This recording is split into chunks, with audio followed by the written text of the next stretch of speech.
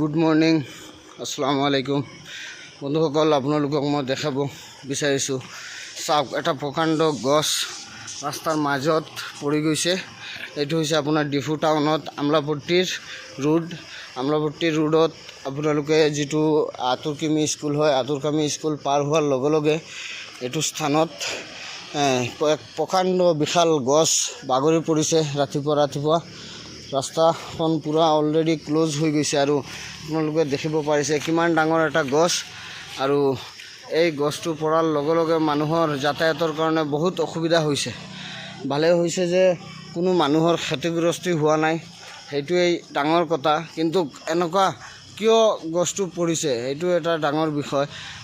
সেইটো কাৰণত বন্ধুসকল, আপোনালোকে যদি কাৰ্বি আংলঙৰ পৰা ভিডিঅ'টো চাইছে আৰু আপোনালোক যদি কাৰ্বি আংলঙত থাকে, তেতিয়াহ'লে বন্ধুসকল আপোনালোকে কাৰ্বি আংলঙখন গাছ লতাৰে আৱৰি থকা এখন ডিষ্ট্ৰিক্ট হয়। আৰু এই ডিষ্ট্ৰিক্টত আপোনালোকে যদি থাকে, সদায় আপোনালোকে ভালকৈ চাই চিতি আপোনালোকে বৰষুণ বতাহ দিলে চাই চিতি আপোনালোকে যাতায়াত কৰিব, নহ'লে এনেকুৱা পৰিস্থিতিৰ সন্মুখীন আপোনালোকো হ'ব পাৰে।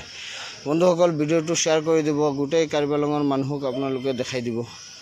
আৰু এইটো হৈছে কাৰ্বি আংলং ডিষ্ট্ৰিক্টত আমলাপট্টিৰ ফালে যোৱাৰ ৰাস্তাত পৰিছে। চাব পাৰিছে কাৰেণ্টৰ তাৰৰ ওপৰত পৰিছে, কাৰেণ্টৰ তাৰৰ ওপৰতেই পৰিছে ৰাতিপুৱা। এইটো দেখিব পাৰিছে গছ, আৰু এইটো গছৰ গুৰিত মাটিটো নাই আৰু পানী জমা হৈ থকাৰ কাৰণে গছটো পৰি গৈছে। এইটো চাওক শাল গছ এটাৰ লগত পৰিছে। আৰু আপোনালোকক মই দেখাব বিচাৰিছোঁ, এইটো কাৰেণ্টৰ তাঁৰবিলাক চাব পাৰিছে, কিমান ডাঙৰ গছটো পৰিছে যে আপোনালোকে অলপ সাৱধানে যাতায়াত কৰিব ৰাস্তাত। এইটো চাব পাৰিছে কিমান ডাঙৰ গছ, পূৰা গছটো পৰাৰ কাৰণে পূৰা ৰাস্তাটোৱে ব্লক হৈ গৈছে।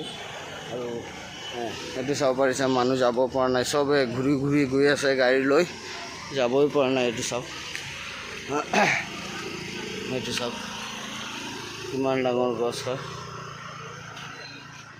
গছটো যে পৰিছে ৰাস্তাত, কিমান ডাঙৰ গছ। আৰু আপোনালোকে বন্ধুসকল ভিডিঅ'টো শ্বেয়াৰ কৰি দিব, কাৰ্বি আংলঙত থকা মানুহে ভিডিঅ'টো শ্বেয়াৰ কৰিব।